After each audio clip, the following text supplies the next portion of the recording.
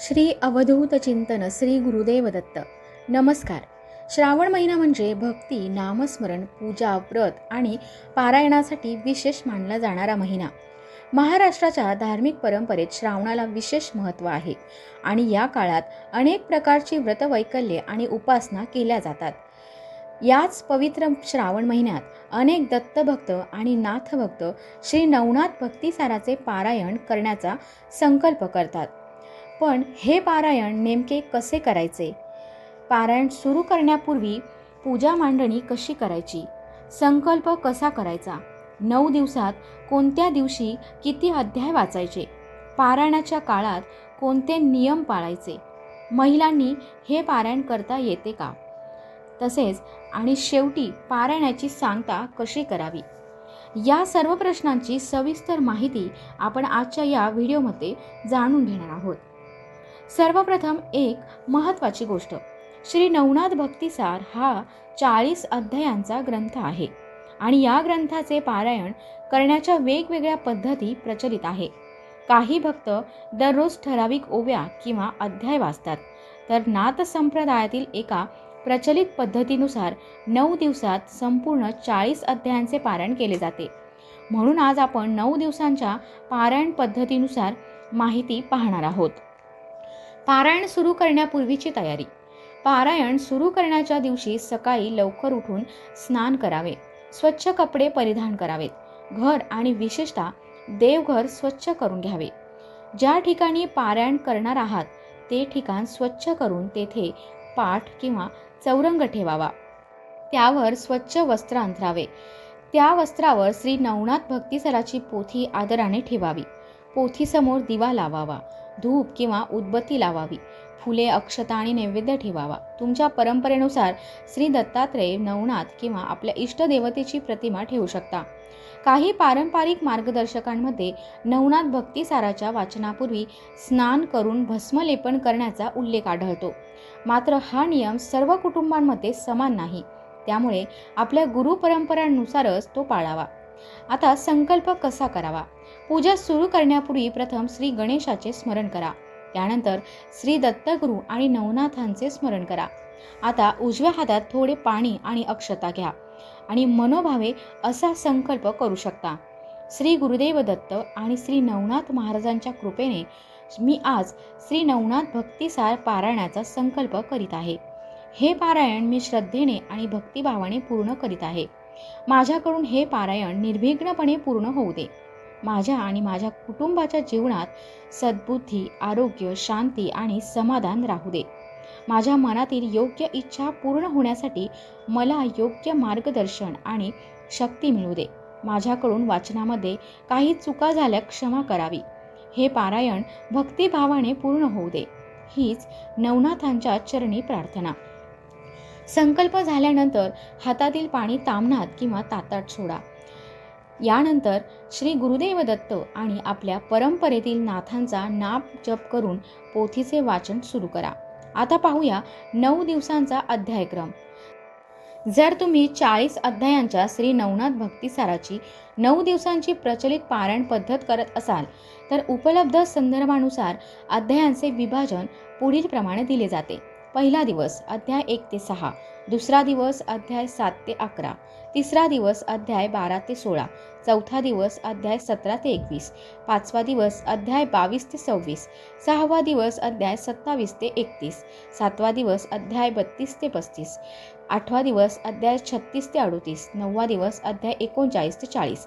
अशा प्रकारे 9व्या दिवशी संपूर्ण 40 अध्यायांचे पारायण पूर्ण होते.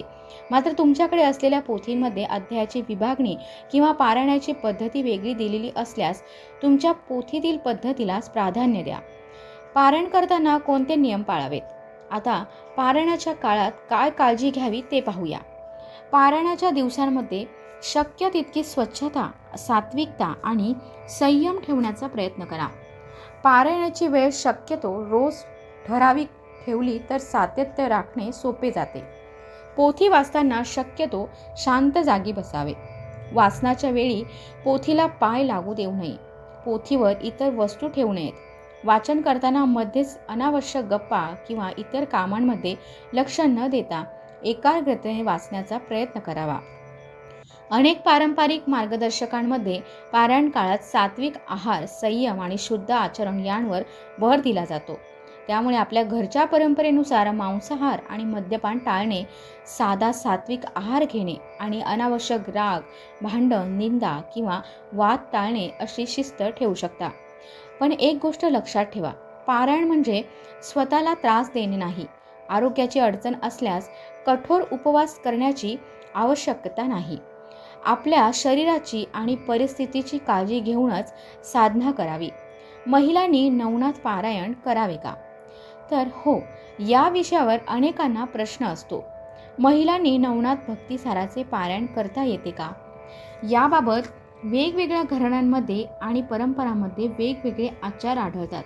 म्हणून एकच नियम सर्वांसाठी लागू आहे असे म्हणण्यापेक्षा आपल्या गुरु परंपरेतील नियम आणि घरातील धार्मिक पद्धतीला प्राधान्य देणे योग्य आहे. काही पारायण मार्गदर्शकांमध्ये महिलांनी पारायण करण्याबाबत सर्वत्र चर्चा आढळते. म्हणून श्रद्धेने पारायण करायचे असल्यास आपल्या गुरुजी किंवा कुटुंबातील जाणकार व्यक्तींचे मार्गदर्शन घेऊ शकता. दररोज वाचन झाल्यानंतर काय करावे? त्या दिवसाचा ठरलेला अध्यायक्रम पूर्ण झाल्यानंतर पोथीला नमस्कार करा. दिव्यासमोर हात जोडून श्री नवनाथांचे स्मरण करा. तुम्ही श्री गुरुदेव दत्त किंवा आपल्या परंपरेतील नाथांचा नाप जप करू शकता. त्यानंतर नैवेद्य दाखवून प्रसाद घ्या. नैवेद्य साधा असला तरी चालतो.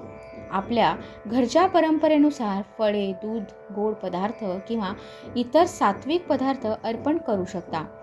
पारायणाच्या शेवटच्या दिवशी प्रसादासाठी काही नाथ परंपरांमध्ये वडे, आंबील आणि घुगऱ्या करण्याचा उल्लेख आढळतो. मात्र हा सर्वांसाठी बंधनकारक नियम समजू नये. 9व्या दिवशी पारायणाची सांगता कशी करावी? आता येतो सर्वात महत्त्वाचा दिवस, 9वा दिवस.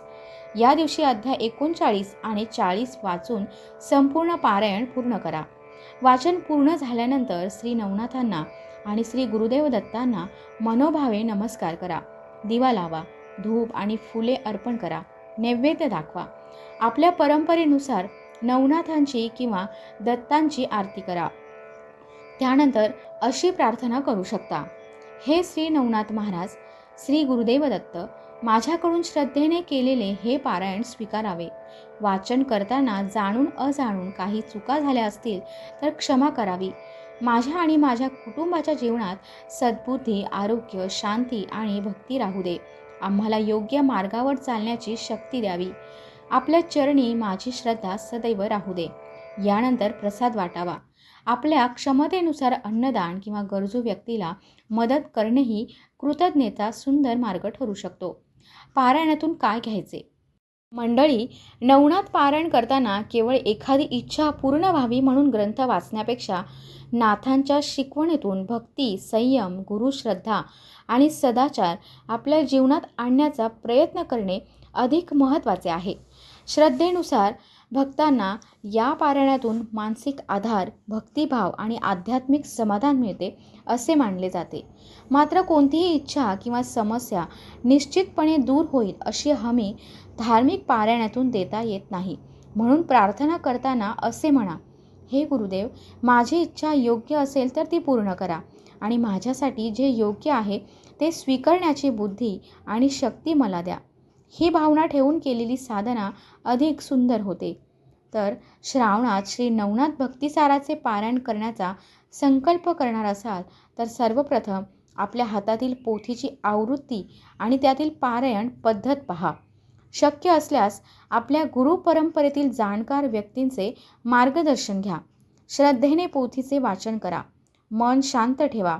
सात्विक आचरण ठेवा आणि सर्वात महत्त्वाचे म्हणजे नाथांचे नामस्मरण फक्त पारायणाच्या 9 दिवसांपुरतेच न ठेवता आपल्या जीवनातही त्यांची शिकवण आणण्याचा प्रयत्न करा.